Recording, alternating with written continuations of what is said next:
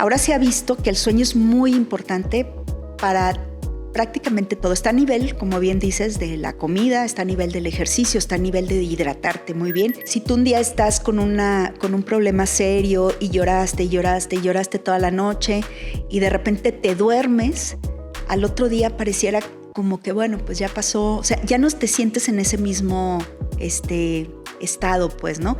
¿Por qué? Porque el sueño o tu cerebro tiene la capacidad que durante el sueño empieza como a hacer una limpieza de las cosas que no estaban tan bien. ¿Por qué? Porque en el sueño regula ciertas hormonas que te ayudan a no tener tanto apetito o a regular más bien el sistema de comer y satisfacerse. Entonces, cuando te desvelas, quieres chilaquiles, un huevito y le sigues y un panecito porque te sientes así, hambriento de que no has dormido. Este episodio es presentado por Tus Recuerdos a Digital, Custer Asociados.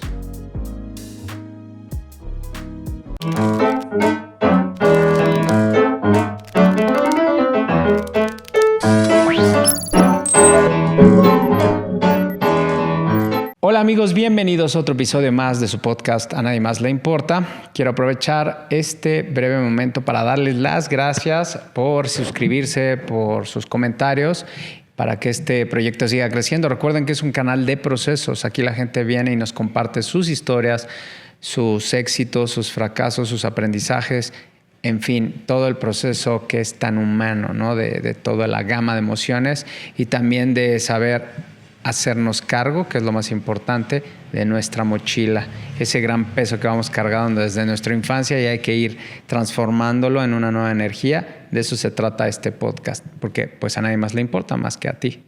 Y bueno, vamos a tratar un tema muy interesante hoy. Nos vamos a ir al sueño de los niños con una especialista. Ella es originaria de Tepic, Nayarit, estudió la carrera de medicina en la Universidad Autónoma de Guadalajara.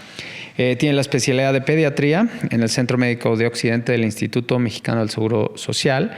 Tiene una subespecialidad en neonatología en el Instituto Nacional de Pediatría y es asesoría de sueño infantil en el Family Sleep Institute.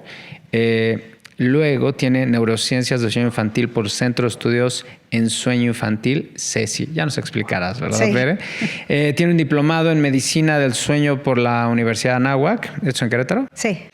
Y actualmente da consultas en el Hospital H+, y próximamente tendrá la apertura de una unidad de tamizaje. ¿Sí? Tamizaje. Tamizaje. Tamizaje de neurodesarrollo. Ok, y bueno, está con nosotros la pediatra, neonatóloga y consultora del sueño, Claudia Berenice Rodríguez Rodríguez. ¿Cómo estás, Bere? Muy bien, David, gracias. Bienvenida a este espacio. Contenta de estar aquí contigo. Qué bueno, compartir esto. pues no se vayan porque vamos a hablar de un tema muy importante con muchos mitos, realidades, muchos estigmas y que hoy es muy importante el sueño de los bebés, ¿no? Y con estos tiempos de pantallas y nuevos hábitos es importante tener información para aquellas personas que están o tienen en la mente el plan de tener familia y para los que están transitando por esa etapa. Pero bueno, vamos a empezar por el principio. Me gusta saber de dónde viene tu historia, cómo fue tu infancia, cómo eras de niña y dónde ocurrió todo esto. Bueno, yo nací en Tepic, Nayarit. Soy hija única de mamá soltera. Mi mamá es enfermera pediatra y yo creo que desde ahí empezó a gustarme un poco más el tema médico. Venía de familia. Yo recuerdo perfectamente cuando, no sé si mi mamá se recuerda esto, pero cuando alguna vez fui yo al hospital a visitarla, salía de la primaria o algo y llegué al hospital a verla y me acuerdo que no podía ni siquiera no alcanzaba como los barandales, pero me tocaba ver a los niños que estaban hospitalizados. Yo siento que de ahí empezó este amor por la pediatría. La medicina evidentemente me gusta, pero la pediatría ha sido como lo que más me ha gustado. ¿Desde niña? Todo. Sí. Estaba entre veterinaria, medicina y así, porque me encantan los animales, sobre todo los perros. Pero no, al final decidí medicina y de ahí pues empecé.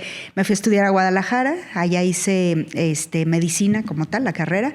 Luego en México en Guadalajara hice pediatría en Centro Médico de Occidente y luego me fui a hacer neonatología. Sí, porque el periodo de medicina son ¿cuántos años? Hice 6 años. Hice 6 años de medicina. ¿Normalmente son 6 o 7? 6. Okay. O sea, depende de la escuela, pero en la Autónoma en Guadalajara son 4 años en la universidad, internado y servicio social. Y de ahí me fui a hacer pediatría, que hice 4 años de pediatría en Guadalajara, en Centro Médico de Occidente, y luego 2 años más de neonatología en el Instituto Nacional de Pediatría. O sea, 12 años. Sí. Eso es lo básico, ¿no? Y de ahí, bueno, pues haciendo más estudios de cosas que me gustan y de que me empiezan a apasionar. Uh-huh. Bueno, pero partiendo de las bases para que la gente sepa, ¿no? Son 12 años. Sí, 12 años de... Ese es tu punto de partida. Ese fue mi punto de partida. 6 de la carrera, 4 de pediatría y 2 de neonatología. Sí. Ahora, me gustaría saber, porque son 12 años, ¿no? Es más de una década. ¿Cómo viviste? ¿Qué recuerdas de ese proceso? Porque es un proceso largo, es una década. Es un proceso largo. ¿Cómo se vive? ¿Qué recuerdas? Se vive la universidad fue padre, fue diferente. Conocí mucha gente de todos lados porque mi escuela, sobre todo en ese entonces, tenía como esta peculiaridad de que venían muchos extranjeros de todo el país. Entonces fue muy padre, fue un proceso y un tiempo muy padre para mí, de mucho aprendizaje. La primera vez que salía de mi casa, que salía sola, vivir con amigas, administrarte, quedarte sin dinero, todo eso lo viví. Comer maruchan o lo que... Sí, o pedir fiado en la cocina económica. Entonces, pues toda esa parte la viví y creo que me gustó mucho. Sinceramente, y soy muy sincera, no era tan buen estudiante en ese entonces. Era, pues muy joven, pues me gustaba hacer mucho deporte. Entonces, me la pasaba haciendo ejercicio y haciendo cosas y amistades y por aquí y por allá. Esa fue mi universidad. De ahí el servicio social y el internado, pues fue un poco más estructurado.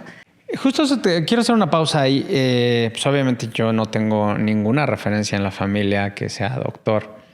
Esa parte que nos platicas de estudiar medicina, pues es que estamos jóvenes a esa edad. Claro. Realmente es pura teoría lo que ves, ¿no? Ves poquita práctica. Sí, muy poca práctica. Pero yo creo que en la universidad lo saben, ¿no? O sea, ahí no vas a ser un doctor. Un doctor se va forjando con el tiempo. Claro, 100%. Con la experiencia. Sí. Pero esa edad es como recibir como esponjas, ¿no? El conocimiento. Todo lo más que se podía, exacto, sí. Y en la escuela teníamos algunas cosas que se llamaban clínicas, entonces íbamos como, te toca ir de clínicas y ibas a diferentes lugares, pero realmente sí, donde ya empiezas a ver más pacientes, a tener una responsabilidad, incluso es en el internado y posteriormente en el servicio social, ¿no? Uh-huh.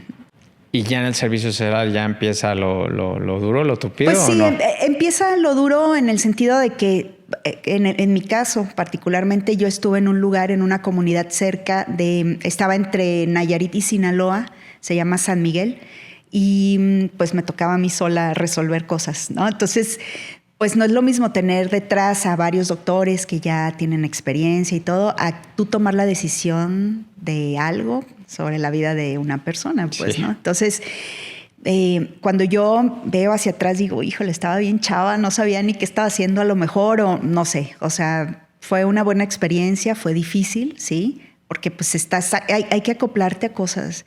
Pero de eso se trata también. De eso se trata. Y yo ahí tengo un recuerdo pues un poco raro, se puede decir, pero recuerdo muy bien que, o sea, en la casa donde yo vivía, en el servicio social, el baño estaba fuera de la casa. O sea, en las noches tenía que salir si quería ir al baño y si no, tenía pues una basinica literal para que pudiera ir. Entonces, pues a mí me daba como cosita, entonces trataba de ir al baño y así. O sea, cosas muy sencillas y que realmente yo pues estaba bien, pues, ¿no? A lo que voy es que muchas veces queremos tener muchísimas cosas que en realidad no necesitamos y que a veces con cosas muy sencillas estás contento, estás feliz. Me recuerdo yo mucho que me sentaba, tenía la señora, se llamaba Carmen, me sentaba en una hamaca ahí y me comía unos mangos y a mí se me hacía algo tan, ay, qué rico. Me lo estás platicando y te estás transportando allá y se me antoja. Sí, qué rico estar ahí, un poco de calor, ¿sabes? O sea, entonces ahí me puso un poco de piso porque sí tengo que reconocer que cuando yo llegué al ser el servicio social, yo venía como pues venía de una escuela privada, entonces como que una burbuja. Sí, claro. No quería, y a ese grado de sangrona de que no quiero comer aquí porque no sé qué. Y después, bueno, era del pueblo yo. Era del pueblo, iba a los bailes, bailaba, todo, ¿no? Pues me integré muy bien ahí a esa comunidad. Así fue el servicio. Fíjate todo lo que te va aportando tu proceso para más adelante. Seguramente eso sirvió y nos lo vas a constatar. Y entonces, después de esa etapa. Bueno, después presenté el examen nacional de residencia. Eran otros tiempos, era muy difícil presentarlo. O sea, era muy difícil en el sentido de hasta en el lugar. Ibas a un lugar, podía ser un estadio, podía ser una cancha deportiva, no sé, y te sentaban en silla, o sea, literal en la banca, incómodos, y tenías que contestar a mano con un lápiz número 2, todo. Gracias a Dios quedé en la primera vuelta, decimos nosotros, porque hay gente que presenta una vez, otra vez, y yo en la primera vuelta quedé a pediatría. En esa ocasión creo que éramos los que competíamos como 3,000 personas para pediatría. Y yo tuve buen lugar, entonces pude elegir a dónde irme a hacer mi residencia. Y ahí empezó la historia de la pediatra ahora. Fue muy padre, estuve en Guadalajara 4 años y pues la pasé muy bien, cerca de mi casa también.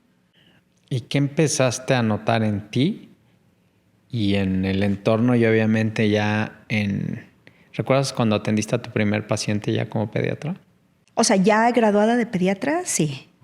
¿Qué tal ese momento? Sí, o sea, pues mucho nervio porque, a ver, siempre, como te explicaba, tenías a un doctor que sabía, o sea, tú decías, yo creo que tiene tal, pero el doctor corroboraba y ahora tú eras la que tenías que decidir. La mano. Sí, y bueno, pues tenías que poner pues todo tu conocimiento que hubieras adquirido, ¿no? Sin embargo, como bien dices, lo que te da la experiencia es muy importante. No es el mismo ojo que yo tuve cuando recién salí o egresé de pediatría al que tengo ahorita, pues, ¿no? Obviamente todo el tiempo estoy aprendiendo cosas y cada vez los pacientes son diferentes y todo, pero el ojo que yo tuve en aquella ocasión es muy diferente al que tengo ahora, ¿no? Entonces. ¿Y qué consideras que fue para ti empezar a vivir esa visualización, ese sueño que tuviste cuando veías a tu mamá y empezaste como a perfilarte, quiero dedicarme a los niños, a atender a los niños de las familias? Pues en realidad, o sea, era una satisfacción para mí, ¿no? Fue un proceso difícil. En mi casa, pues mi mamá sola, yo vivía con mi abuela, entonces como que para mí fue también una parte de orgullo familiar, ¿no? Y orgullo personal. Pero bueno, ya me parece a mí que fue un proceso difícil inicialmente. Incluso empezar a trabajar ya como pediatra es difícil también porque las oportunidades, pues en aquel entonces era un poquito más amplio, podías entrar a un sector salud. Yo estuve en el Seguro Social un tiempo y después ya migré únicamente a la parte privada. Pero siempre recordaba siempre lo recuerdo incluso, esa escena donde yo estoy viendo a ese niño y que tenía una enfermedad muy específica que después la pude comprender, ya siendo pediatra, pues, ¿no? Y no me olvido de eso, no me olvido porque pues ahí empezó todo, ¿no? Al final del día. ¿Y en qué momento te empiezas, después de este largo proceso, a perfilar? ¿Por qué el sueño y no algún otro vertiente? Pues mira, después de pediatría hice neonatología 2 años. ¿Qué es?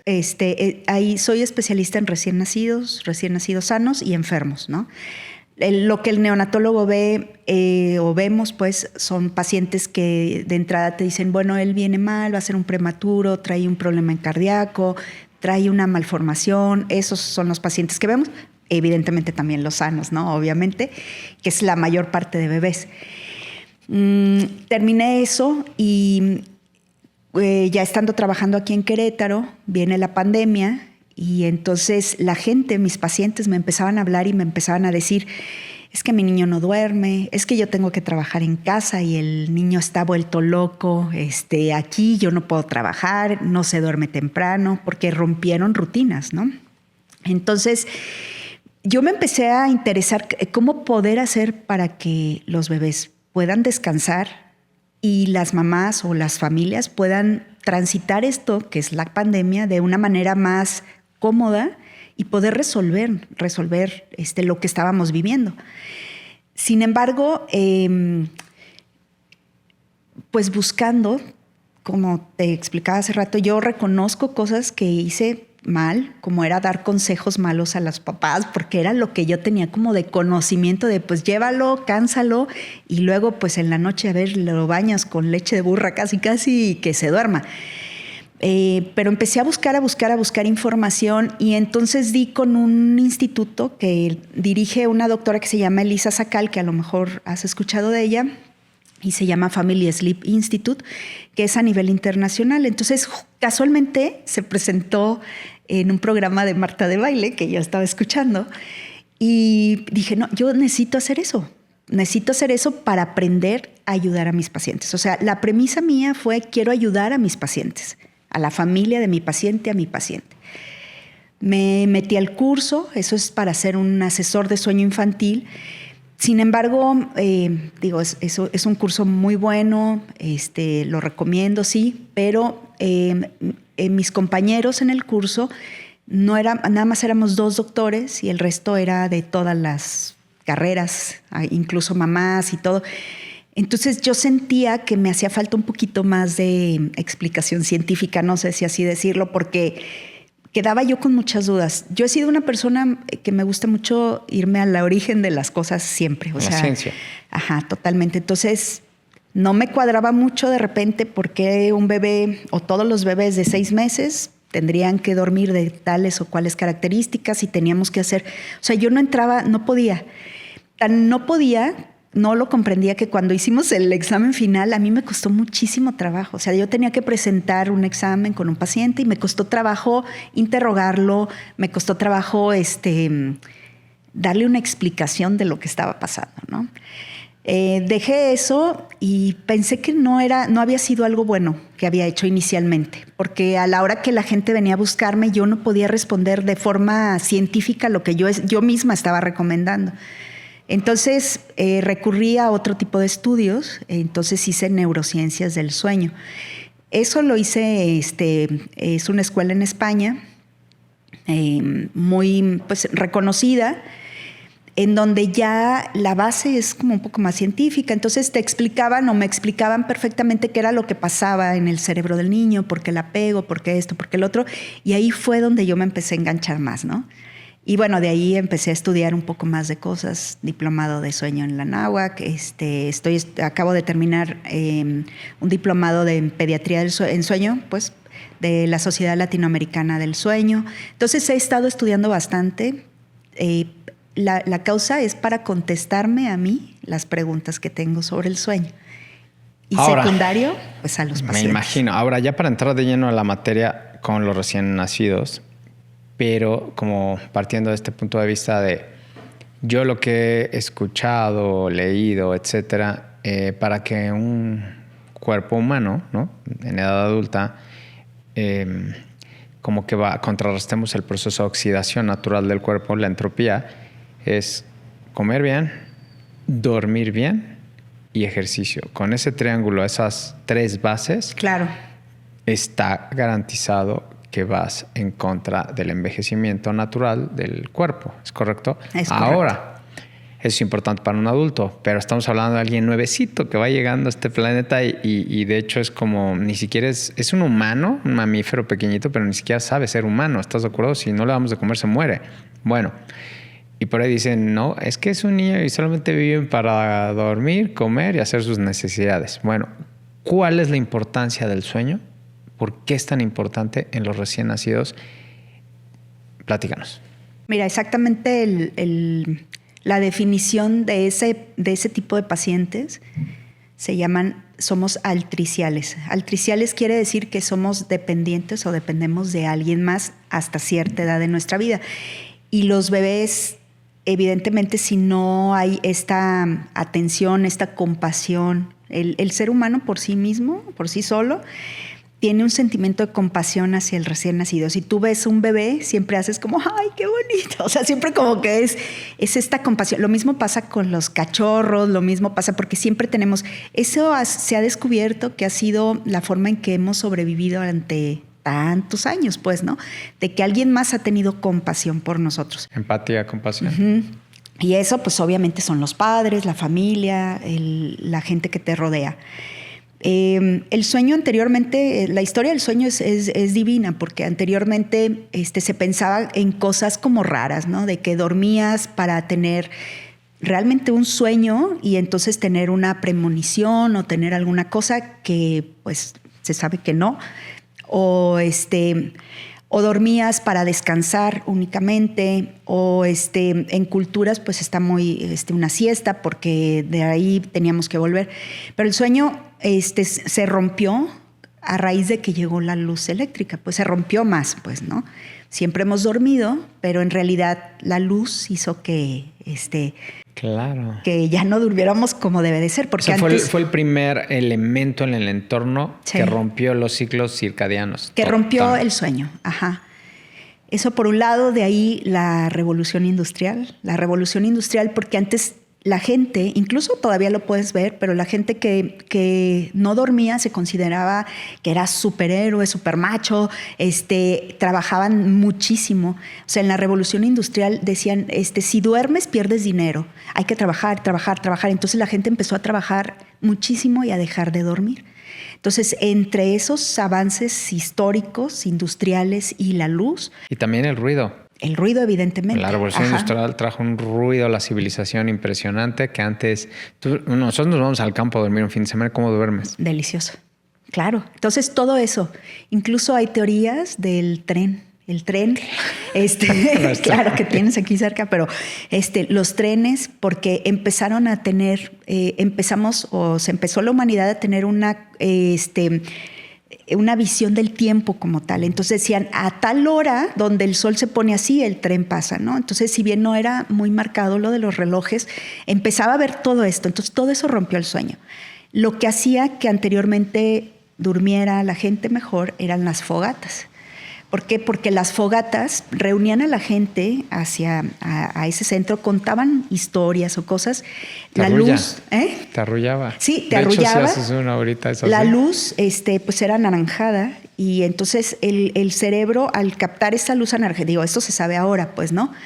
Hacía que bajaras mucho tu intensidad, tus niveles hormonales, todo y caías en sueño. Y la gente dormía en comunidad. Ese es un poco así a grandes rasgos, cosas que han pasado con el sueño. Ahora se ha visto que el sueño es muy importante para prácticamente todo. Está a nivel, como bien dices, de la comida, está a nivel del ejercicio, está a nivel de hidratarte muy bien. Y muchas veces no tomamos en cuenta ese nivel, pues, ¿no? Tanto en los niños como en los adultos, ayuda para mejorar las defensas, ayuda para procesos oxidativos, para el crecimiento en los niños, evidentemente. Estrés. Hay cosas que son un poco...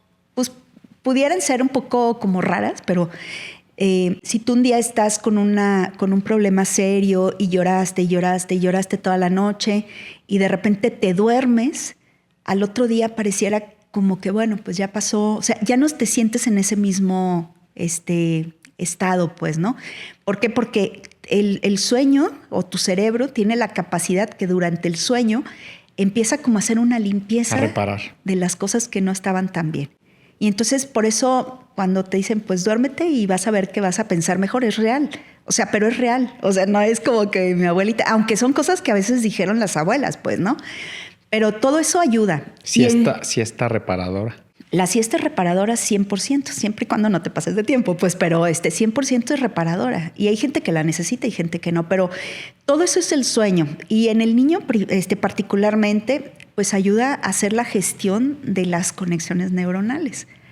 Entonces, para que tú puedas estar ahorita aquí conmigo y que estemos platicando y que estemos haciendo, tú de pequeño seguramente dormías o estuviste durmiendo muy bien porque tuviste buenas conexiones.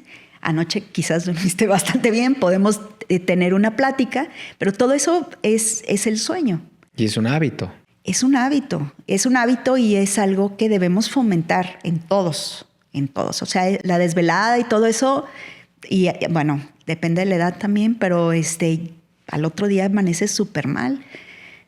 Deshidratado y con un hambre, ¿no? Sí. ¿Por qué? Porque en el sueño regulas ciertas hormonas que te ayudan a no tener tanto apetito, o a regular más bien el sistema de comer y satisfacerse.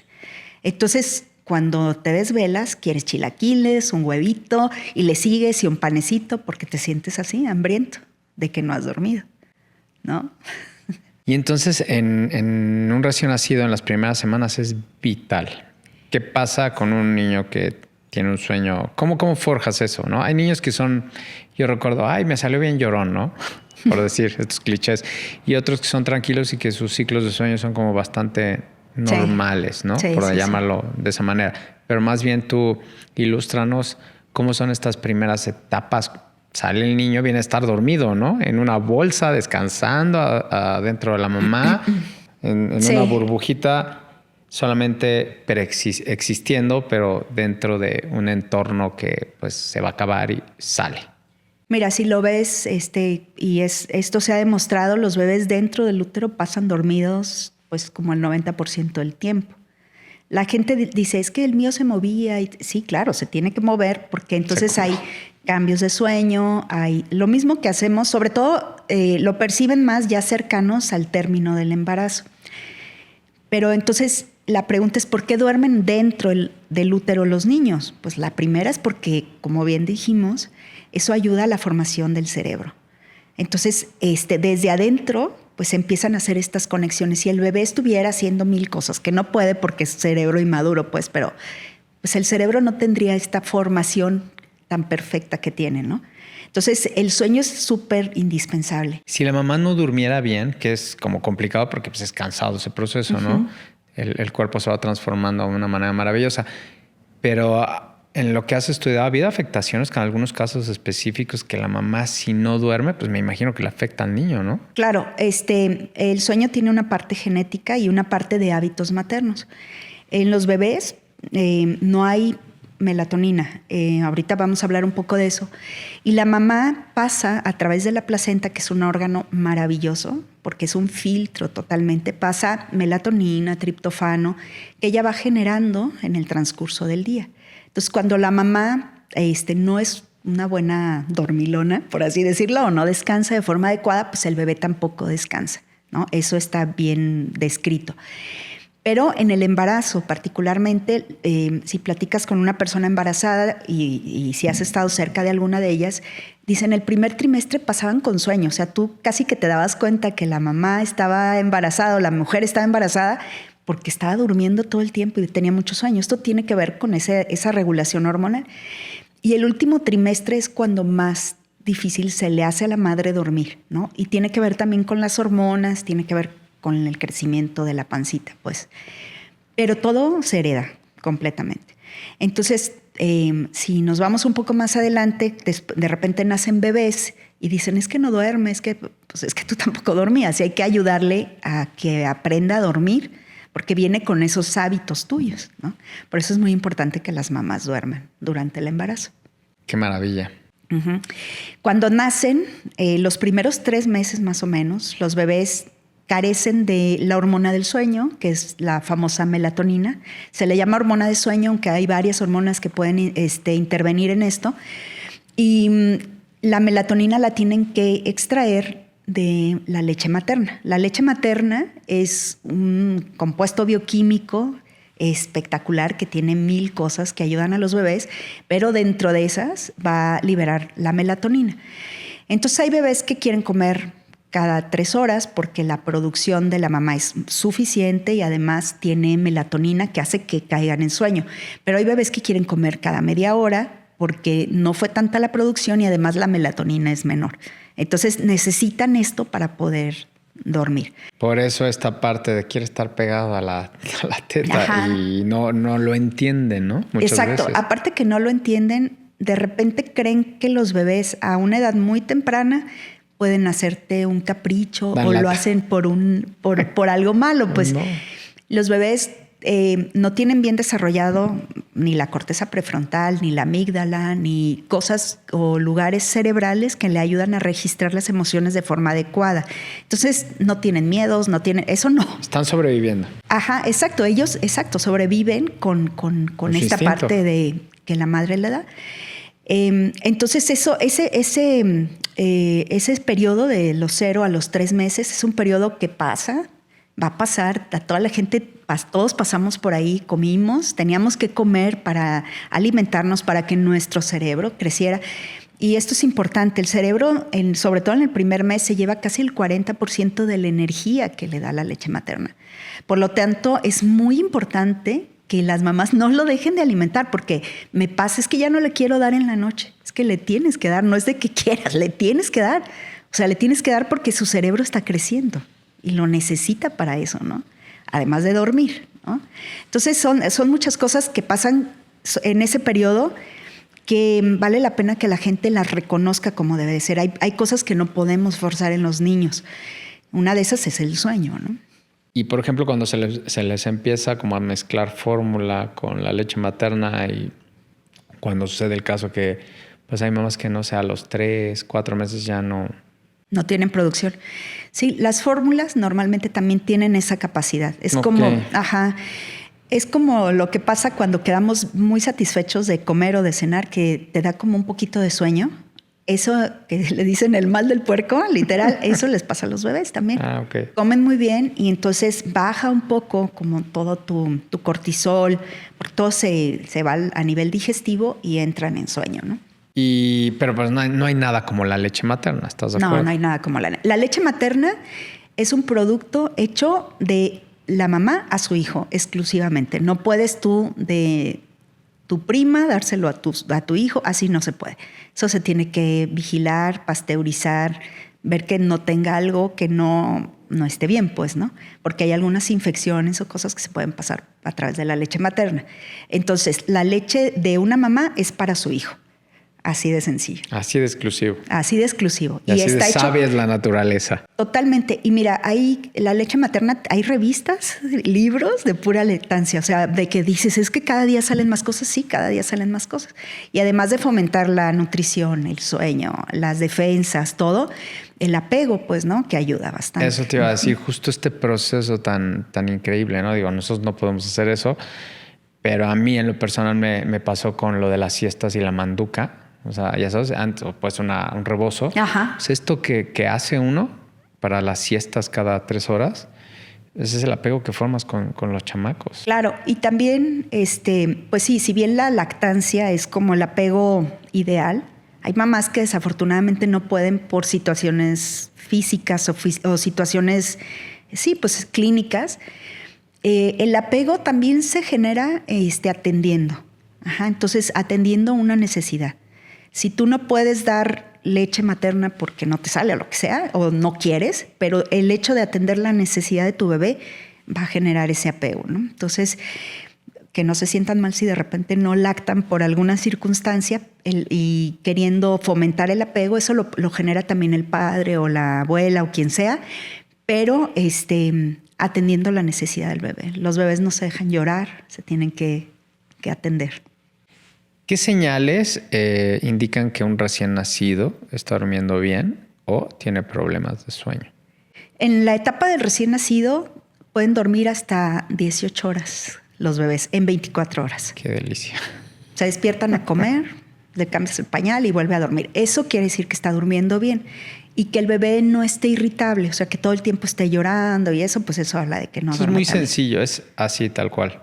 La verdad, a mí me llama mucho la atención a veces porque hago consultoría de sueño de recién nacidos y digo, es que lo que quieres comer, o sea, en realidad claro, hay patologías, a veces tienen cólicos o tienen alergias o tienen, no sé, que pueden hacer que los niños estén incómodos y que no duerman bien, pero, o sea, si nos vamos a lo simple, los bebés tienen que comer y dormir. Y generalmente llenando bien el estómago va a quedar listo. Entonces, para dormir. entre 18 horas... ¿Cuál es el rango? 16 a 18 horas. Se acabó. Ese es el rango. Sí, y eso lo puedes ver incluso un poco hasta los 2 meses. Ya de ahí los bebés empiezan a estar más despiertos. Entonces empiezan en el día, ¿no? La noche siguen pidiendo un poquito más, pero en el día están un poquito más despiertos. ¿Por qué? Porque también la visión cambia. O sea, los bebés de como nacieron, que veían ahí como borrosos, blanco y negro, ¿eh? Pasan a los 2 meses donde hay un poquito más de distinción de colores, un poquito de más de distinción a las luces. No a largo, o sea, no una visión así a lejana. A distancia. Ajá. Pero empiezan a ver, empiezan a reconocer, se te quedan viendo, empiezan a hacer un seguimiento. Pero eso lo hizo él mientras dormía, ¿no? Que fue en el primer mes.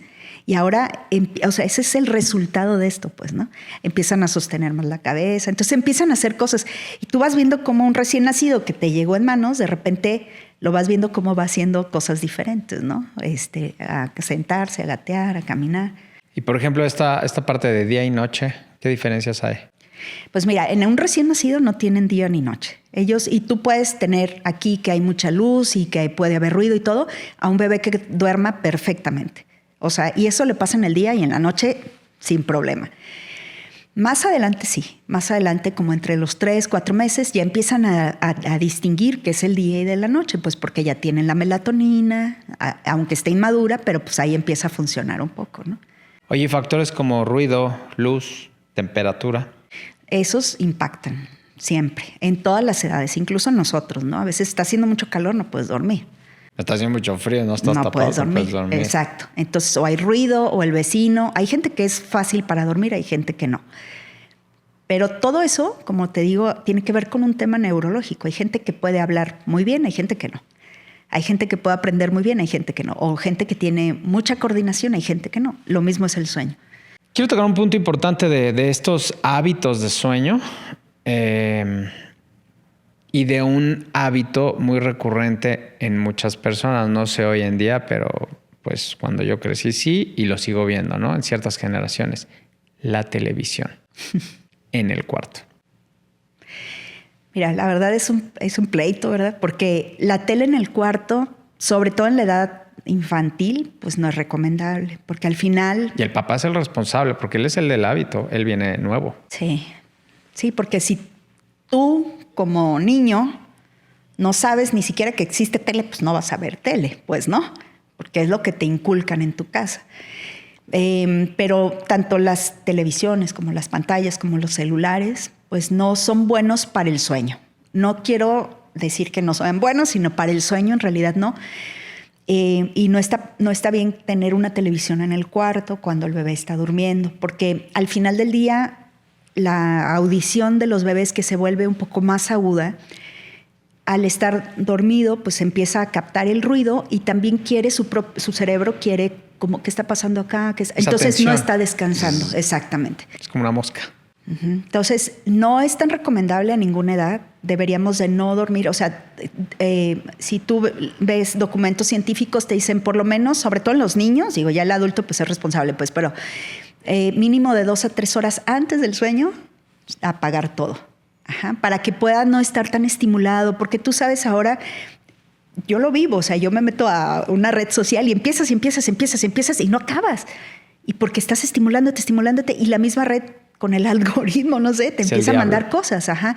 Los niños pasa exactamente lo mismo. Y lo peor es que el cerebro, que es tan inmaduro, empieza a mandar muchas señales, muchas señales, de tal manera que no los deja dormir. Y entonces, ¿por qué no duerme?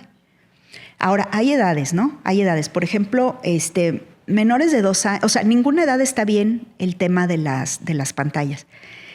Pero si tú a eso le sumas que tienes un hijo adolescente, el adolescente por sí no va a dormir, fisiológicamente no duermen. O sea, es que ellos no es que no quieran dormir, es que no pueden dormir.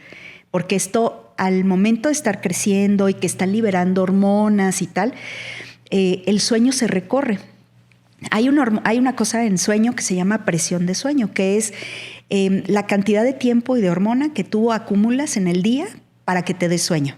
Esto es, por ejemplo, te despiertas a las 7 y entonces tu presión empieza poco a poquito a subir hasta un ritmo, a un momento en que ya no puedes y te duermes. Eso es la presión de sueño y tiene que ver con una hormona que se llama adenosina.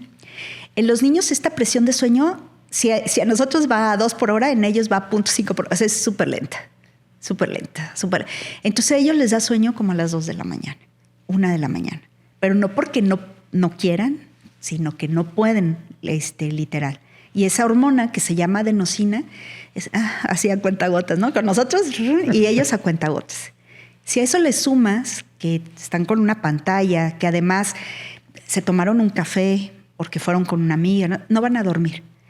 Duermen 3, 4 horas. Y al otro día a las 6 se tienen que despertar porque a las 7 entran a la secundaria, a la prepa. Y cansarlos así como caballos en sus actividades sí ayuda, ¿no? Ajá, entonces... Por eso es importante. Sí, o sea, sí, ¿no? Y a estos niños de las secundarias, de las prepas, lo que hay que hacer es levantar, o sea, tratar de ajustar el sueño, que eso es muy importante y hay maneras de hacerlo, pero al momento de levantarlos hay que ponerlos a hacer una actividad física. Esto es, pónganse a brincar, tiende la cama, abre las cortinas, que entre el sol, lo que sea. Saca el perro. Saca el perro 5 minutos, pero eso los va a activar. Porque aparte llegan a la escuela y les toca matemáticas a las 7 de la mañana, no entienden. Y entonces desde ahí empezamos con que es burro en matemáticas, es que no es el horario ni la hora. En algunos países esto se ha visto como un gran problema al grado de que, sobre todo en España, al grado que tienen que recorrer las clases para que la gente pueda o los niños puedan aprender mejor, ¿no? Es muy importante lo que pasa en el adolescente y el sueño. Entonces, pues hay mucho campo que... Ya veo, es todo un tema. Es todo un tema, sí. ¿A partir de qué edad se puede empezar a establecer una rutina de sueño? Hablando de todo esto, y se me fue antes de que se me vaya, esta parte de la televisión es que para mí, siempre lo comparto, yo crecí así, me fui a vivir solo y tener la tele en el cuarto. Por hábito, claro, que creces. Sí. Y de repente un día me quedé sin la señal. En ese entonces eran cable, ¿no? Bueno. Y entonces tenía la tele abierta, era de flojera. Y un buen día dije, bueno, pues, ¿y si saco la tele del cuarto? ¿No? La saqué, veré. O sea, se abrió un portal nuevo en mi vida. Pero, o sea, fue gracias a que me fui a vivir solo, saqué la tele y empecé a vivir sin tele en el cuarto. Entonces llegaba y todo, apagaba la luz y de repente fue como, wow, voy a dormir. Qué silencio. Y entonces yo no me había dado cuenta, empecé a dormirme, me tomaba menos de 5 minutos, ver. Y cuando empecé a ver cómo cambió mi sueño, ¿no? La calidad. Digo, estaba mucho más joven, tenía como 25. Claro. Fue como, ¿qué es esto? ¡Qué maravilla! Pregúntame cuándo volvió a entrar la tele. Nunca. A mi cuarto.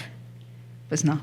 Y si es un tema, por ejemplo, si conoces a alguien y te vas a vivir con alguien y ve tele, sí es un tema. Sí es así como, no.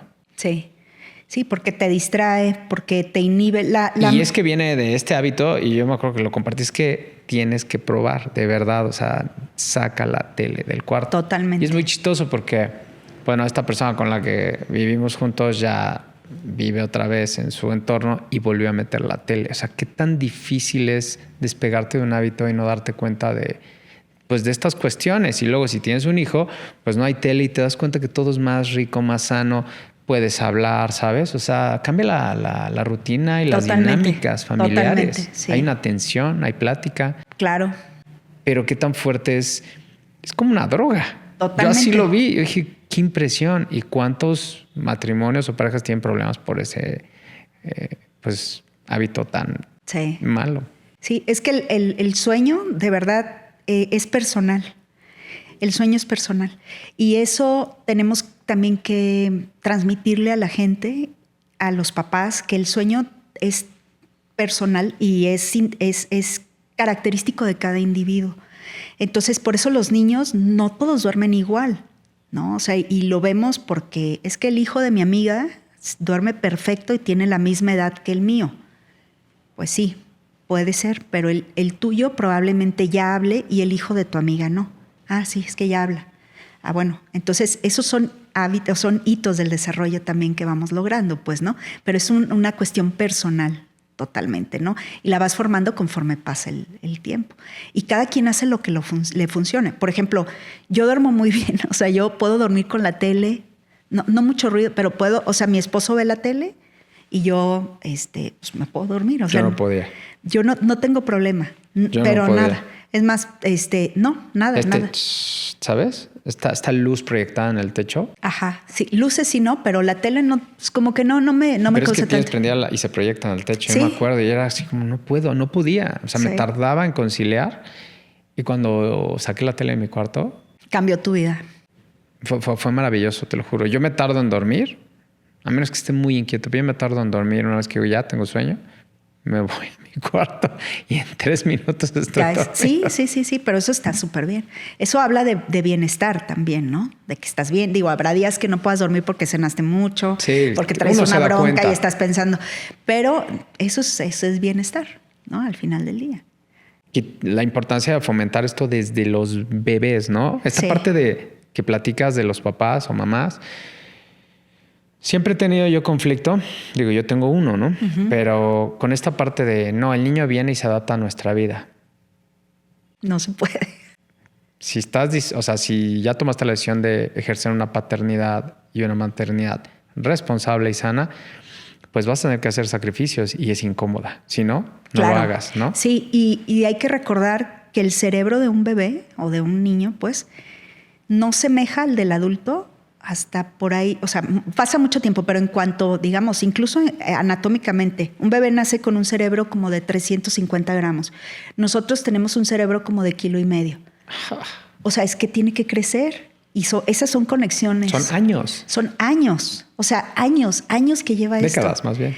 Mira, el joven, por ejemplo, la corteza prefrontal, que todo el mundo habla de ella y que es una zona de decisiones, de cuestiones motoras, de todo, no madura en un niño, hombre sobre todo, hasta después de los 21 años, 19, 21 años. Imagínate ya nada más. Tarda más. Sí, y la mujer es un poquito antes por temas hormonales, pero al final sigue tardando. Entonces, es muy difícil querer llevar a un niño a que haga cosas de un adulto.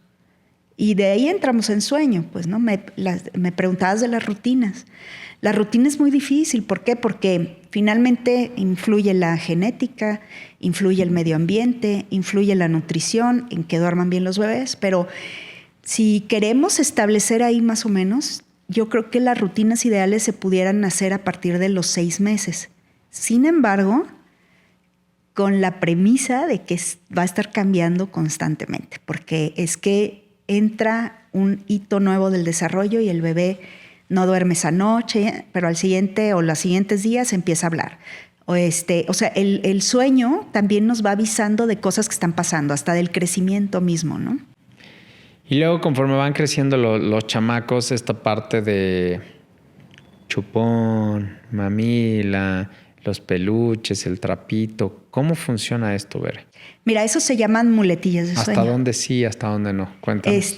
Por ejemplo, yo creo que el chupón, sobre todo en los primeros meses, yo no lo veo tan mal, en el sentido de que en inglés es pacificador, ¿no? O sea, es algo que puede calmar un poco a los bebés.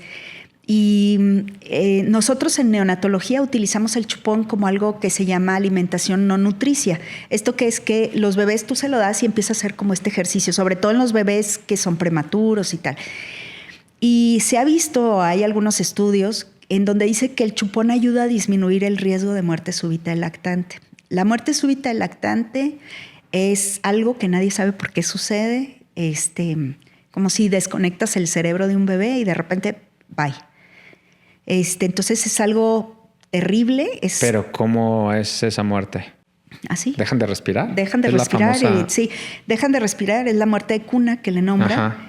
El cerebro hay que considerarlo como el jefe de todo nuestro cuerpo. Él es el que dice cómo respiramos, cómo nos late el corazón, qué tan conscientes estamos, todo, cómo nos movemos, cómo muevo las manos, todo lo hace el cerebro. Es el que manda. Y cuando hay una muerte súbita pareciera que lo desconectaron. Y entonces dejó de respirar, dejó de todo súbitamente y llegan los papás y dicen, pero lo acabo de dejar bien, hice lo mismo de toda la vida y pasó. ¿En qué periodo sucede esto? ¿Hay un rango? Sí, de los 0 al año. Ajá. Antes se decía pues que de los 0 a los 4 meses se amplió mucho este rango y es de los 0 al año. Entonces, no hay algo que pudiéramos nosotros decir, con esto no va a pasar, porque eso es aleatorio, le puede pasar a quien sea. Gracias a Dios no es tan frecuente, es muy infrecuente. Pero una de las cosas que funcionan es el chupón. Entonces, porque se dice que al estar succionando, pues el cerebro sigue haciendo una actividad. Entonces, yo ante eso, o sea, sé que no es lo mejor como para dientes y cosas así, pero de repente dices, híjole, es que pues pónselo aunque sea cuando inicia el sueño y luego se lo quitas, pues, ¿no? Como para que succione un poquito, duerma y luego... Pero es por esa situación. Los biberones, pues bueno, lo ideal es la lactancia. Sin embargo, en mamás que pues no pueden lactar por alguna circunstancia, pues utilizan un biberón y pues ni modo, pues tienen que darle de alguna manera. O bien hay gente que utiliza vasitos. Los biberones son para la leche exclusivamente, o sea, ahí sí, no hay que dar algún otro líquido en el biberón, entonces pues ahí vas como quitando que sea un hábito más frecuente, pues, ¿no? Y digamos, los muñecos o los trapitos y eso se nombran muletillas. Yo creo que no es tan mal para lograr que los bebés puedan unir ciclos de sueño. Sin embargo, tienen que tener mínimo 2 o 3, porque si se pierde uno o lo estás lavando, lo que sea, el bebé se vuelve loco de que no lo tiene, pues, ¿no? Lo ideal sería que no, pero a ver, todos tenemos una muletilla para dormir. O sea, hay gente que duerme con 3 almohadas, sí o sí. Gente que sin almohada. Hay gente que con una cobija tal, o esas son muletillas también. Entonces, de repente... quitarles así a los niños yo algo. Una almohada entre las piernas porque ¿ves? O sea, esa es sí. una muletilla. Si no descansas o sientes que no descansas, pues, ¿no? Esa es una muletilla. Y a veces quitárselas así porque vieron en Instagram que no estaba bien, pues no está tan padre para ellos. Oye, y por ejemplo, cuando van creciendo, Bere, se sienten inseguros para dormir solos, ¿en qué momento es bueno dejarlos solos y pues lidiar con su sueño, ¿no? O cuando ya crecen y se pueden parar de la cama, ¿no? Y claro. se meten a la tuya. ¿Qué hay que hacer en esas situaciones? ¿Qué recomiendas? Mira, los bebés, bueno, todos tenemos una huella de abandono desde nuestros ancestros, porque antes, los Homo sapiens, todos estos, dormían con sus bebés agarrados. Se los colgaban o en el pecho, tal, porque sabían que si lo dejaban y se iban, podía llegar un tigre y se lo come, un elefante y se lo lleva, lo pisa alguien. Entonces es una señal de protección. Entonces, esa parte de sobrevivir mientras duermo, los bebés la quieren asegurar siempre. Quieren saber que su mamá o su papá estén ahí porque se van y no saben cuándo despiertan. O sea, el bebé no sabe que sí va a estar porque él no lo sabe, porque no tiene conciencia. Y lo único que lo hace saber que sí están es ver a los papás o sentirlos. A los papás les cuesta mucho trabajo eso porque tenemos algo que se llama occidentalización del sueño. Es ya a los 6 meses te quiero fuera a tu cuarto porque yo tengo que trabajar, y se entiende porque la gente está cansada. Pero los bebés son bebés, o sea, ellos no entienden esa parte, ¿no? Entonces, la verdad es que la mayoría de tiempo, sobre todo los primeros 2 años, los niños van a requerir la presencia de sus padres para acompañarlos por lo menos en el inicio del sueño. Hay bebés que se paran en la noche y van a la cama y sinceramente no deberían de no dejarlos dormir ahí. ¿Por qué? Porque ellos sienten un rechazo a la hora de ¿por qué no puedo dormir? Y mi papá sí, y ¿por qué yo no? ¿Sabes? O sea, es poco a poco irlos habituando a que lo pueden hacer solo. Esto negociando, ¿no? Negociando. Tal vez, ¿sabes qué? Entre semana no, pero el fin de semana sí, etcétera. Exacto. ¿Y cuánto se va a tardar? La verdad, más o menos unos 3 años se va a tardar en que los niños entiendan. Hay algunas cosas que podemos hacer para minimizar las veces que los niños van a la cama de los padres. Estas cosas las vemos en las consultorías, pues, y son como acuerdos que vas llegando con los niños, sobre todo cuando ya tienen un poquito más de conciencia. Pero la verdad, ayer nada menos vi una niña en una consultoría, 1 año y 2 meses, y la niña divina, feliz, y dice a la mamá, es que no duerme, pero le digo, es que se ve súper bien, es que todavía 2 veces en la noche tengo que ir con ella. Pues es que es una bebé, o sea, es una bebé y requiere la presencia de su mamá para asegurarse de que no está sola en este mundo, que ella no sabe si ¿qué? O sea, no sabe nada. O sea, ¿Y qué te contesta una mamá así? Cuando ya lo ves de esa manera, dice, tienes razón. Es una bebé. Pues sí, es una bebé. También esta parte como de falta, ¿no? Creo un poco que nos preparen como papás de la parte antropológica, ¿no? No nos dicen, ¿sabes qué? O sea, sí, sucedió hace millones de años, pero al final de cuentas somos un mamífero que ha almacenado toda su información aquí abajito y ahí está. Claro. Y justo en esta parte primal de nuestros inicios de vida, pues es lo único que se tiene. ¿Estás de acuerdo? Claro. Esto no hay conciencia, es puro instinto, puro te siento, te huelo, etcétera. Los 5 sentidos, ¿no? Claro. Entrando ¿Sabes qué? en funcionamiento. El primer sentido que desarrollan los bebés es el olfato. Se lo desarrollan, ese es bien bonito porque ese lo desarrollan dentro del útero, ¿no? El olfato tiene su propio cerebro, es un núcleo olfatorio, por así decirlo, ¿no? Y ese lo tienen muy desarrollado, de tal manera que reconocen perfectamente ciertos olores maternos. Por eso también el hecho de acercarse más a las madres es para ellos muy importante. O sea, ellos a veces no la pueden distinguir bien, pero con el puro olor se van acercando, ¿no? Por este desarrollo olfatorio. Es bien bonito lo que pasa con los bebés, pero tenemos que darles esta cabida, pues, ¿no? Y dejarlos que se vayan desarrollando como debe de ser, con el apoyo que necesitan.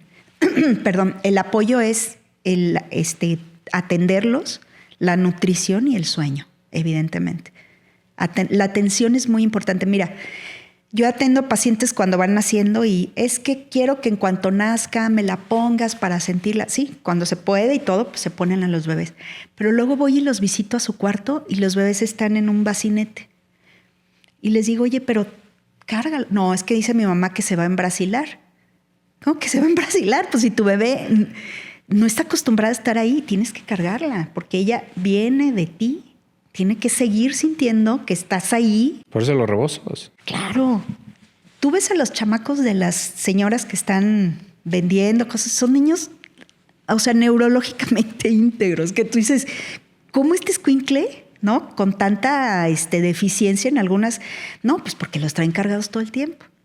Y ellos saben que tienen el apoyo de la mamá, desarrollan el cerebro bien. Se me va a embrasilar. ¿Qué tal? Nunca había escuchado esa palabra. Sí, es una palabra muy típica durante la lactancia y todo. Esas suegras, ¿no? Oye, ¿qué problemas de sueño requieren atención médica? Bueno, sí hay problemas en adultos y en niños, pero hablando particularmente en niños, hay problemas, por ejemplo, hay niños que no duermen porque tienen obstrucción de la vía aérea superior, ¿no? Entonces son estos niños que duermen con la boca abierta, que roncan en la noche. Ese es síntoma. Eso es un problema de sueño, porque no te va a dejar dormir y al no dormir, entonces impacta crecimiento, defensas, todo, ¿no? Inmediato, si escuchamos eso, atención médica. Ajá, y esa atención no es conmigo, esa atención es con un otorrino, porque tienen que valorar adenoides, amígdalas, todo. Ajá, hay niños que incluso desde chicos, pues, porque tú has visto estas cosas que se llaman CPAP, que usan a veces los adultos para poder conciliar el sueño, a veces los tenemos que usar en los niños. Por la apnea, ¿no? Porque hacen apnea del sueño y todo. Entonces, los niños que roncan tienen que atenderse. Eso es un problema de sueño. Hay problemas que son un poco no tan comunes, suceden, como narcolepsia, que todo el tiempo están queriendo dormir, insomnio, que no pueden dormir, que es lo contrario. Hay algo que se llama parálisis del sueño, que de repente en ciertas fases del sueño se despiertan y están sin moverse, lo que conoces como se me subió el muerto. Okay. Entonces, cuando es muy recurrente, requiere hacerse ciertos estudios. Para que nosotros podamos tener un diagnóstico específico de un niño, pues obviamente es la revisión. Y hay otra cosa que se llama polisomnografía, que es un estudio en donde se detectan durante el sueño cómo están tus ondas cerebrales, tu respiración, tus movimientos musculares y tus movimientos de ojo. Y ahí vemos en qué fases estás y cómo podemos ayudar o qué está pasando con el ciclo del sueño como tal. Wow. Sí. Es toda una ciencia el sueño. Es toda una ciencia. Yo no sé si llegué un poco tarde a esto, pero la verdad me gusta mucho. Pero la causa principal en los niños, la causa principal de que no duerman es la obstrucción de vía respiratoria. Y eso sí se tiene que atender. Importante. Si tu hijo ronca, ¿no? O estas respiraciones que dicen, sí, es que no está roncando, pero se oye como así. Ajá, es. Y obviamente, si empieza a padecer esto, va a afectar en el crecimiento. En todo. ¿No? De físico y en el cognitivo. Mira, hay cosas que no las tomamos así, pero dices, oye, tengo a mi niño, tiene 10 años y todavía se orina. ¿Cómo? Sí, puede ser que en la noche esté teniendo una apnea. Esa apnea hace que llegue casi nada de oxígeno a su cerebro y eso hace que se relaje el esfínter y se orine. O sea, en realidad Está avisando. En realidad a veces pensamos que tiene un problema que se llama enuresis, cuando en realidad es que tiene un problema de sueño por una obstrucción de vía respiratoria alta, ¿no? Entonces sí es muy interesante el provecho que podemos sacar de un buen dormir. Y por ejemplo, un poco más grandes, o bueno, tú que ves a varios niños, problemas de aprendizaje o problemas de comportamiento. También. Si no duermen bien los niños, obviamente son niños más irritables, son niños agresivos como muchas nosotros, veces. ¿no? O sea, sí, claro, literal. como... No duermes bien y nadie te puede hablar. Son más irritables, son agresivos, no ponen atención. Entonces empiezan, es que tiene trastorno de déficit de atención, cuando en realidad es que no duerme bien el niño, ¿no? Sí, claro, totalmente eso.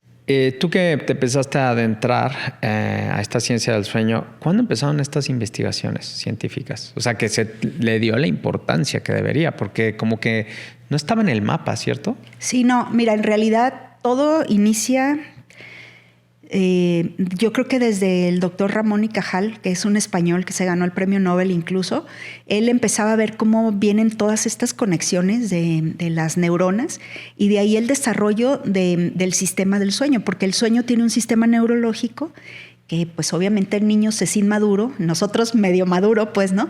En donde literal como si fuera una guía de Navidad, que tú la enciendes y se van encendiendo todas las lucecitas. Y para dormir la apagas y se van apagando todas las lucecitas. Eso hace que trabajen ciertas zonas de tu cerebro y ciertas zonas dejen de trabajar. Es interesantísimo lo que pasa, pero tienes que tener una coordinación adecuada para eso, ¿no? Entonces, esas inició con Ramón y Cajal, pero más o menos desde hace, yo creo que unos 30, 40 años se ha dado más importancia a esto del sueño.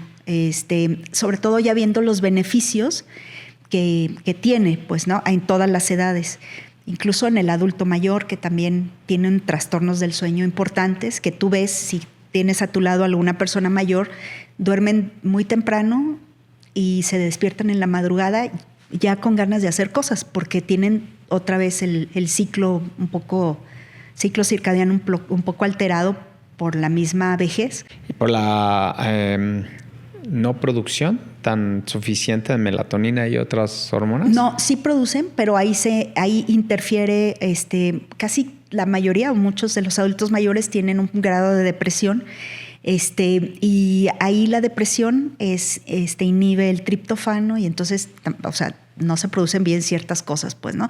Pero en realidad, pues, cambian los ciclos conforme la edad. Entonces, pues, así es evolutivo el sueño, totalmente. Pero, o sea, es impresionante todo lo que nos estás compartiendo.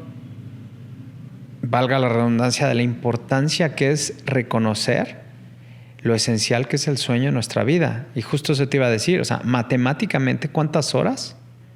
Si las sumas, desde que hora cero nacemos, salimos de la panza, hasta que te mueres, ¿cuántas horas el sueño contabilizadas?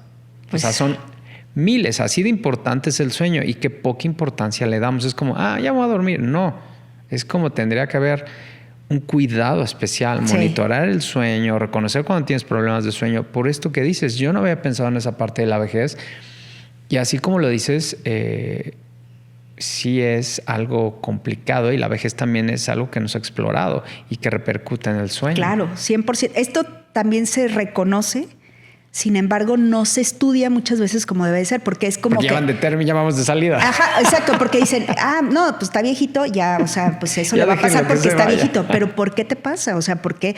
Entonces, es acomodar. Y en la vejez o en el adulto mayor se mezclan más factores, como es en los niños y todo. O sea, cada etapa tiene sus cosas, ¿no?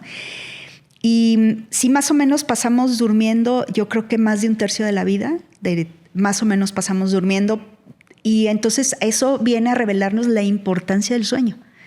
Porque la naturaleza no se equivoca. Si realmente no fuera tan importante, no durmiéramos tanto, ¿sabes? Ahí hay que darle esa importancia. Ahora, todos los seres vivos duermen, todos. Esto se ha hecho con los estudios de sueño, se ha visto que duermen. Por ejemplo, los experimentos en las plantas, que de repente tú ves plantas que se va el sol y entonces se van siguiendo al sol y se apagan. Eso es un ciclo o un ciclo biológico en la planta, ¿no? Un ciclo circadiano. Los peces duermen y los ves tú, bueno, ahí andan nadando, pero de repente están paraditos nada más y se sabe que están durmiendo ahí. Los pájaros duermen volando. Entonces duermen con la mitad del cerebro. Apagan una parte y la otra van. Y por eso también duermen en piloto automático. Van en parvada para irse guiando con el ojo. Han hecho experimentos, el pulpo, ¿no? Hay una película incluso del pulpo que es divina y el pulpo duerme. Los elefantes duermen, todo el mundo duerme. Porque es algo evolutivo, porque es algo necesario, pues es algo que se necesita para el cerebro. El planeta es el único que no duerme. Los únicos que no duermen. Y justo leyendo una cosa, estaba viendo de la ciudad que no duerme, que es Las Vegas, ¿no? Que dicen, sí, es que esta ciudad está llena de luces todo el tiempo. Entonces la gente se súper estimula y el estimularte entonces es gastar, ir a apostar, ir a esto, ir al otro, porque es luz. La luz no deja dormir, como ya hablábamos, ¿no? Pero todos necesitamos. Es tan importante el sueño que hay que darle eso que necesitan, o sea, ese valor, ese tiempo, apegarnos a las cosas y ayudar a que los demás duerman. Es que yo trabajo, es que no, sí, pero no puede hacer un niño, no lo puede hacer como un adulto. No lo puede hacer porque su cerebro no está capacitado, no lo está todavía, ¿no? Por eso la importancia de reconocer, ¿no? Si vas a tomar la elección, la decisión de, bueno, quiero tener familia, replantearte muchos hábitos. Mira, hay simplemente cosas, en ese aspecto tan importante. Ya olvídate lo financiero, etcétera. Simplemente el sueño. Mira, si tú eres de que te duermes con tele, que haces reuniones los fines de semana y pues ya nos embarazamos, pues no pasa nada, ¿no? No. Y yo he visto matrimonios que me llegan con el bebé, el papá enojadísimo porque no puede dormir y la mamá, pues es que yo pienso que es normal y, ¿sabes? Empiezan las discusiones. Yo la parte que a mí me gusta hacer de mi trabajo en cuanto a consultoría o asesoría de sueño es divulgar lo que es. Yo no te voy a decir algo que no está bien, pues, o sea, yo te voy a decir lo que es. Tu bebé está pasando por esto y esto y esto, por eso se presenta en estas cosas, ¿no? Puedes hacer esto, sin embargo, pudiera no funcionar o pudiera funcionar por un tiempo y luego volver a necesitar otra asesoría. Así es, porque es cambiante. Pero la gente no lo nota, pero los bebés cambian todos los días. Entonces, tan cual cambia el bebé, tanto físicamente, emocionalmente o lo que tú quieras, el sueño cambia. Y va a cambiar. Y cuando más o menos ya dices, ya está durmiendo como me gustaría o mi expectativa, entre los 3 y los 5 años. O sea, esos 3 primeros años sí se la van a chutar ahí un poco pesado, despertándose. Es parte del proceso. Es parte del proceso. Y es como si yo quisiera que a los 2 años un bebé llegara diciéndome, hola doctora, buenas tardes, ¿cómo estás? Ahora vengo porque traigo gripa. No se puede, ¿no? A ese grado. ¿Y cuál es hay aplicaciones o herramientas también en este mundo digital que recomiendes o no? Pues mira, sí hay cosas que te pueden ayudar. Ahora los relojes tienen, por ejemplo, el Apple Watch y eso traen algunas cosas. Sin embargo, pues son luces. Digo, tú lo pones, pero... Y aparte está al lado, Está al lado. O sea, eso no está tan bien. No quitártelo, ¿no? No, etcétera. O sea, yo pienso que lo más interesante de todo es observación a tu hijo. Hay que observar y hay que ver... Ajá, y hay que ver cuándo... porque hay una cosa que es difícil de sacar es que en Instagram o donde sea vi que los bebés de 8 años tienen que dormirse a las 7, ¿pero por qué? ¿Recomiendas alguna herramienta con estas nuevas aplicaciones digitales para medir tu sueño, monitorearlo? Bueno, así recomendada no, porque al final, como platicamos, es una luz que tienes por ahí cercana. En los niños, pues no. En los niños es pura observación, es observar cuándo realmente el bebé tiene sueño, cuándo tiene hambre, cuándo, o sea, es observación, 100%. ¿Cuántas horas duerme y se acabó? Ajá, exacto. Ver su estado de ánimo. Exacto, sí. Y de ahí entonces podemos modificar algunas cosas, pero ojo, esto lleva mucho tiempo por parte de los cuidadores. Tienen que tener mucha paciencia. Los niños cambian mucho. Entonces, de repente, lo que funciona inicialmente puede no funcionar el siguiente mes, porque es la misma evolución que tiene el sueño, es la misma evolución que tiene el niño, es el mismo crecimiento, pero es lo que tenemos que aceptar que es, ¿no? Ahora, esta parte que dices de dormirlo a cierta hora, obviamente depende mucho de la rutina de cada sistema familiar, ¿no? Pero también no lo vas a dormir a las 10 de la noche, ¿no? Pues ¿sí? Eso va a depender. O sea, mira, yo tengo... O sea, mientras tú lo veas bien, está bien. Claro, yo tengo pacientes, tengo unos papás que son músicos y ellos son desvelados. O sea, dicen nosotros, porque el papá pues como que compone, tal, no sé. Y dice, a mí me queda bien que mi hija se duerma de 10 a 11 de la noche. Me queda perfecto, porque entonces se despierta más tarde, nosotros también, y entonces para ellos está bien. Okay. Entonces, eso de que siempre tienen que dormir a la misma hora, no. O sea, depende mucho de la familia y depende de lo que quiere el bebé. ¿Y de la edad también? De la edad un poco, sí. ¿A qué hora es recomendable como decir, bueno, sí, ya que se apegue más a mi rutina? Bebé, evidentemente no. Y ya como a los 3 años a partir... Más o menos a los 3. Antes no. Antes es... Es un poco difícil, pero puedes hacer más rutina. O sea, por ejemplo, del año 1 al 3, entre esos 2 años, puedes hacer un poco de rutina. Un poco de rutina es... poco a poco ir metiendo la hora del sueño, pero esta rutina se tiene que ir haciendo todos los días. ¿Y qué es lo que pasa? Que el fin de semana tú quieres dormir más y ya le rompiste la rutina al bebé. Y entonces hay que volver a empezar. Entonces, ese es el problema de las rutinas, a mi punto de vista, y de que tienes que ser muy cuadrado con esas cosas para que realmente pueda funcionar. Si no, puede ser que no te funcione al 100%. Ya cuando vas agarrando la rutina, de repente la tienes que romper otra vez. Sí, viajes o claro, cosas tienes así. Una fiesta, hubo una urgencia, tú te fuiste, el niño se quedó en otra casa, se rompió la rutina. Así tan frágil es el hábito. Pues no, lo vemos nosotros. O sea, si tú, como dices, a ti te costó sacarlo y de repente ya podías dormir. Ahora si metes la tele, no hay manera. No hay manera. Ajá, porque rompes ese hábito, pues, ¿no? Sí, pero un niño obviamente no tiene ese poder. Exactamente. Por eso la importancia de que los papás, obviamente siempre analizando este gran consejo, ¿no? Que nos das. Ahora, ¿cuál es la recomendación más importante que le darías a los padres para que los hijos tengan un buen hábito de sueño, un sueño de calidad? O sea, la primera, dependiendo de la edad, pero lo básico, incluso en los chiquitos, son fuera pantallas.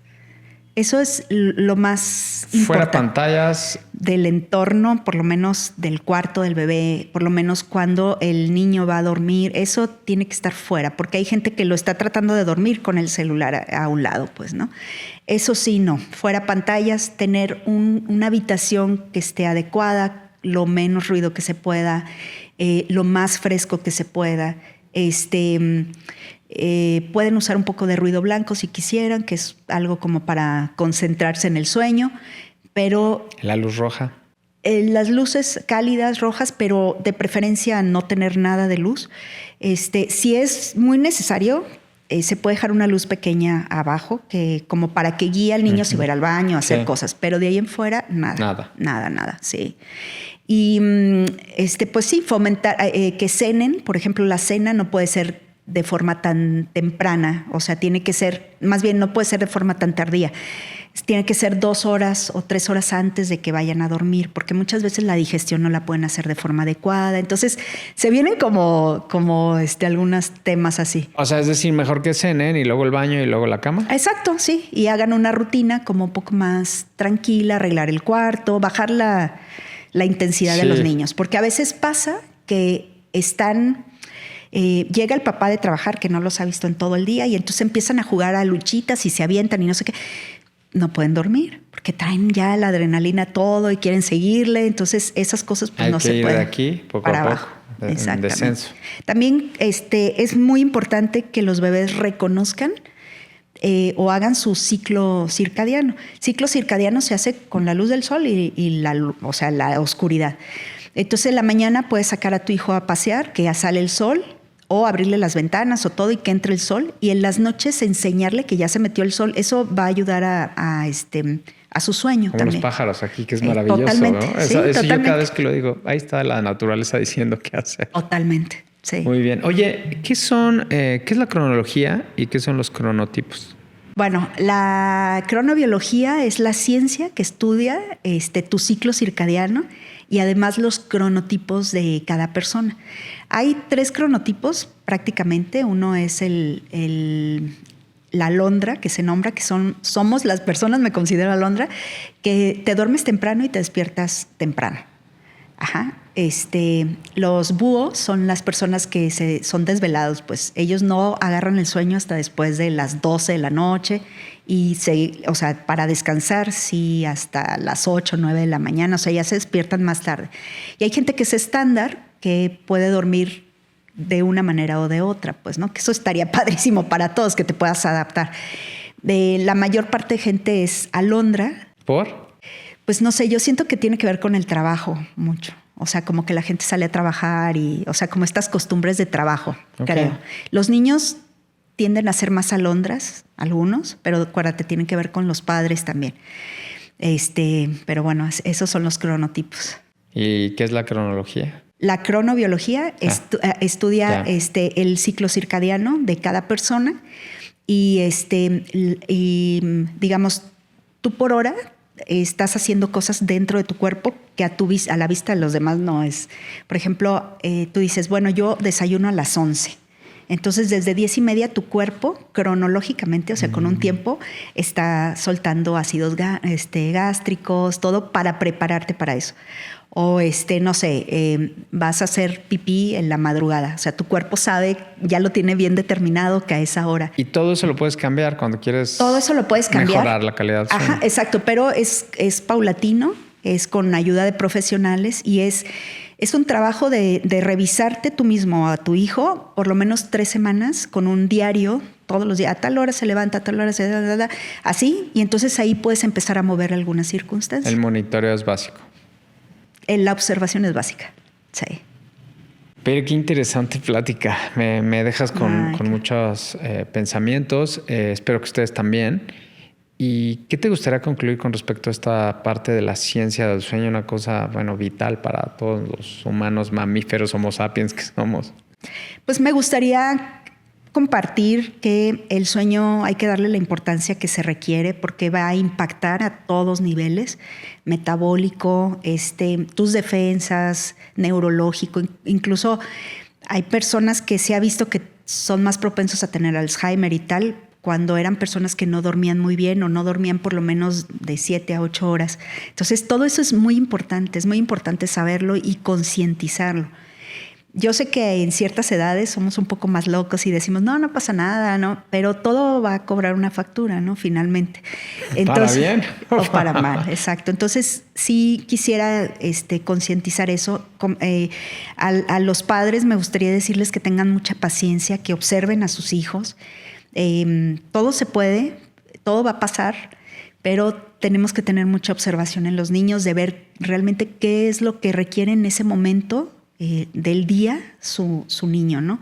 Porque no podemos obligarlos a hacer cosas que no, o sea, fisiológicamente no pueden hacer, ¿no? Si no, se van a frustrar todavía más. Aparte esta maravilla que si tú velas por el sueño y la calidad del sueño de tu hijo, pues también vas a velar por la tuya, porque son parte de estos nuevos hábitos, ¿no? Claro. Y esta parte de las pantallas, sí, eso es muy importante. Que es un tema hoy, ¿no?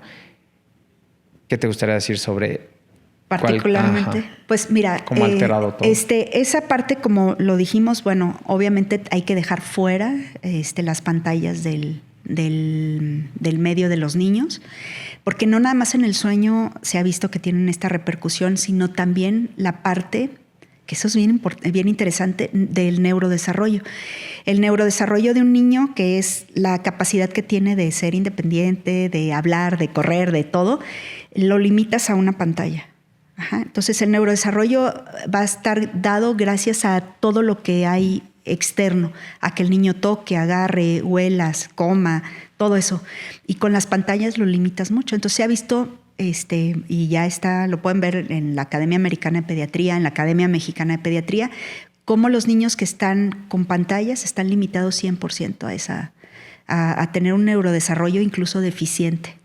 Entonces, pues las pantallas no son buenas. O sea, todos la tenemos, la necesitamos, es por trabajo. Nosotros somos adultos. Sí, pero para los niños no. Y ahorita se está recomendando en niños, creo que a la semana, no recuerdo muy bien, son 2 horas a la semana. O sea, es nada, pues, de cómo están acostumbrados. No, hombre, para mí es una eternidad. Sí. Bere, muchas gracias. No, ¿Dónde te pueden encontrar? Yo estoy en el Hospital H+, ahí tengo mi consultorio. ¿En redes cómo estás? Fíjate que no tengo abiertas, apenas estoy en ese proceso. Tengo una página en Google que se llama Cuidando Bebés. Okay. Ajá, pero en realidad no le he dado mucha retro, pero estoy en el Hospital H+, ahí me pueden encontrar. Va. Y pues muchas gracias, agradecerte por esta interesante y nutricia charla. Me quedo con que el sueño es personal, ¿no? Es 1/3 de nuestra vida. Y también esta parte, cuidarlo desde bebés hasta adultos, porque va cambiando y evolucionando todo el tiempo, ¿no? Claro. Y depende de ti. Claro, 100%. ¿No? Muy importante. Pues muchas gracias, Bere. No, te agradezco mucho la apertura y ojalá que surjan muchas preguntas y todo, que con mucho gusto puedo responder. Venga. Y bueno, busquen a Bere, ahí van a aparecer los datos. Quiero agradecerles por seguir suscribiéndose, compartiendo. Recuerden que todos los martes hay en estreno a las 6 de la tarde en YouTube y 1 hora y media más tarde en Spotify. Y nos pueden seguir por las redes alternas, ahí subimos todos los clips cortos, Instagram, LinkedIn, TikTok. Y si quieren compartir un proceso, escríbanos. Y si quieren que hablemos de un tema también. Y bueno, agradecerles siempre su tiempo, ¿no? Sin ustedes este espacio no tiene ningún sentido. Recuerden que es un canal de procesos y nos vemos en el próximo episodio. Gracias por su tiempo. Hasta pronto. Y ese es otro problema, que la gente realmente capacitada ya casi no hay. Yo trabajé con muchos.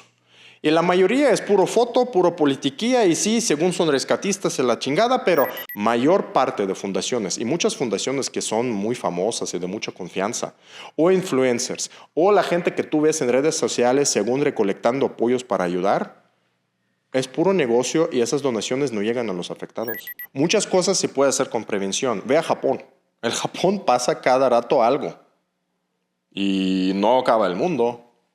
¿Por qué? Porque es una sociedad organizada, porque es una sociedad que no usa situaciones de esos desastres para política. Sí, es una sociedad que se hace prevención.